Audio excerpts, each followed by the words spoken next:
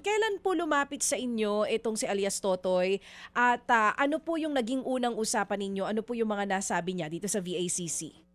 Okay po, lumapit siya dahil may nakita nga niya ang pituan ng Volunteers Against Crime and Corruption is Mhm. bukas talaga to, no, sa lahat ng victims asking for assistance. At review ko, almost 2 hours po kami na nag-usap, question and answer.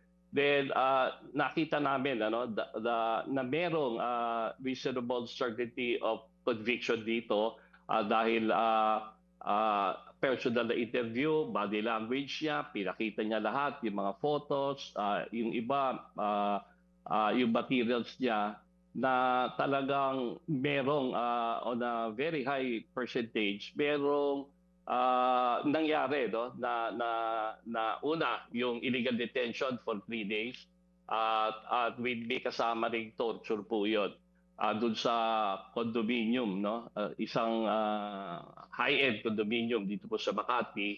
Pangalawa, nung dinala po siya sa presinto, finailan siya ng case, na-detain po rin itong ating biktima, complainant na 3 days din siya na kulong sa Makati Police Station kung saan may allegation siya na tinorture din siya nung dalawang pulis. Kaya doon pumunta po kami sa NBI. Ang complaint namin is serious illegal detention at with torture, no? And also it goes the same do sa police station. Ang nung dinala namin po siya kahapon sa NBI para ma-process, na doon din yung question and answer at na-recognize naman ng NBI kasi nakita nila na talagang may reasonable probable cause for conviction.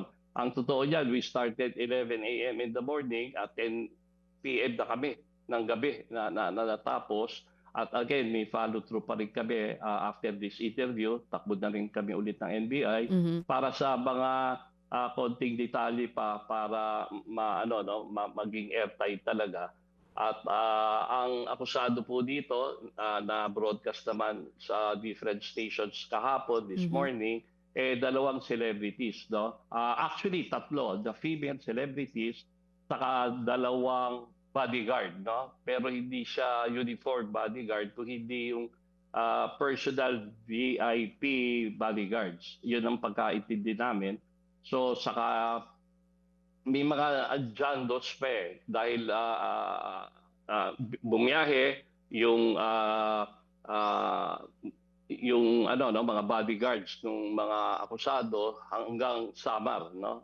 Northern Samar, o yeah, para makuha yung isang material na naglalaman ng napaka-importante. Kaya nga binabasa ko lang ngayon na yung part nung ng demanda sa kanya, isole yung material na nagkakahalaga ng 30 million.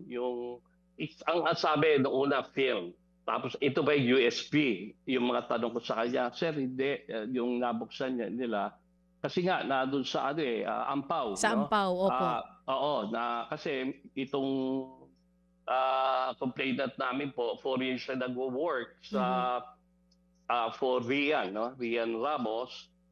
So may access din siya, naglilinis ng nung condominium, lahat.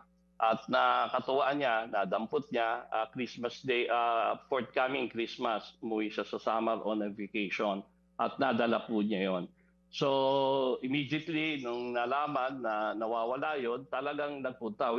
Yun, pinakita lahat niya, yung mga photos, nung pinasyalan siya para makuha nga yung something valuable dito sa sa complaint ni Michelle D against si alias Totoy, yun ang alias niya pero since na bigyan na ng pangalan sa media, Bonifacio Baro Tibayan, no? Oo, oo. Yun yung respondent. Oo. Sir, Sabi, oo, sige. ah, Para lang po malinaw, Sir Arsenio, no?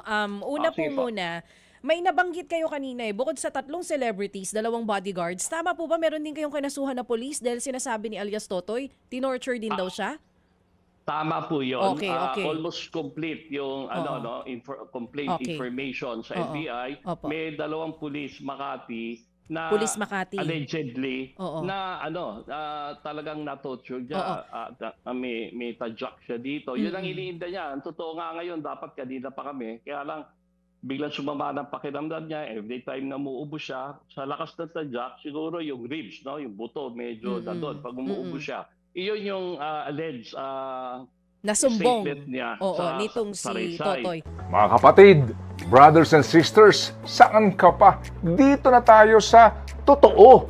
Dito na tayo sa True FM. Mga kapatid, mag-subscribe and follow po kayo sa social media accounts ng True Network PH. Yan po kami. Hanapin nyo lang True Network PH, Facebook, Instagram, YouTube, TikTok, and podcast.